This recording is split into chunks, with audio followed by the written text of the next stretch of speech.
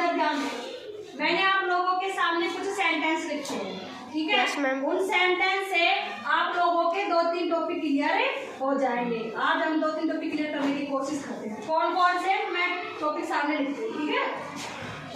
एक तो हो गया संज्ञा,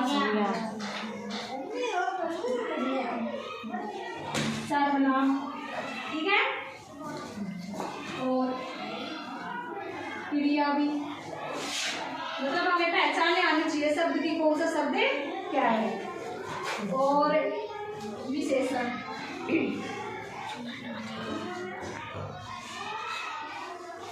और एक टॉपिक और है काल, ठीक है? लगभग 4 से 5 टॉपिक है जो हम थोड़े इसमें क्लियर करेंगे आज, ठीक है? अब इधर ध्यान दो, मैंने आपको सब कुछ पढ़ा रखा है। Yes ma'am. भी, सर्वनाम भी, क्रिया, विशेषण, काल, ठीक है? जो मैं आप लोगों से पूछूं आपको बताना है, ठीक है? पहली वाली लाइन पढ़ते हैं। राम बाजार गया, वह फल लेकर आया, ठीक है? कौन लेकर आया फल?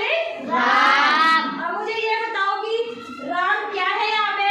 संज्ञा। कौन सी संज्ञा है?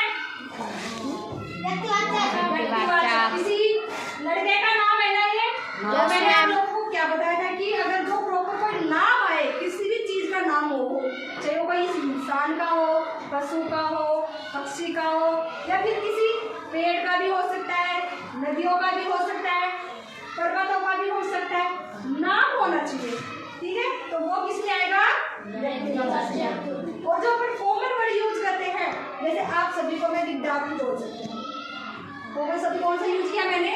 विद्यार्थी। तो क्या हो गए, मतलब विद्यार्थी बोलो ये कॉमन शब्द हो गया, तो ये किस में आएगा? जातिवाचक। लेकिन आप सबका नाम तो अलग अलग है ना, अलग अलग है ना नाम?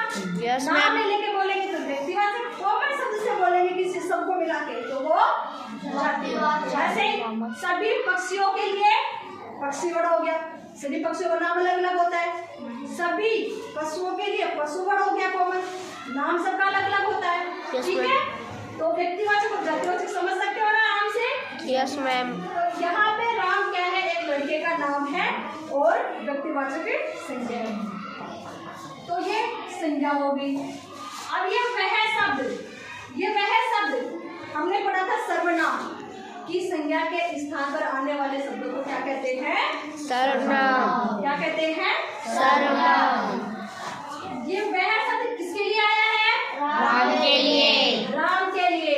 तो ये राम संज्ञा है ना, और संज्ञा के स्थान पर हमने वह शब्द यूज किया, तो ये क्या कहलाएगा? सर्वनाम। अभी क्या बोला कि संज्ञा के स्थान पर आने वाले शब्द, संज्ञा राम हो गया, और संज्ञा के स्थान पर राम की जगह हमने कौन सा वर्ड यूज किया? वह। तो वह क्या हो गया? सर्वनाम। ठीक है? फल लेकर आया। अब देखो यहाँ पे 2 शब्द और हैं, फल और बाजार।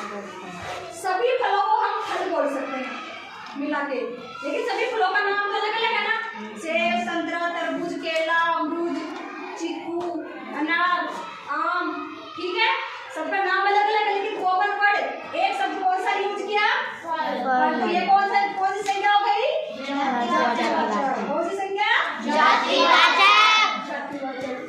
ऐसे ही बाजार सभी लोगों का समूह, जिसमें सभी लोग होते हैं, सभी बहुत सारी दुकानें होती है, बहुत सारी वाहन गाड़ी वगैरह सब कुछ होते हैं, तो सभी चीजों के समूह को बाजार कहते हैं।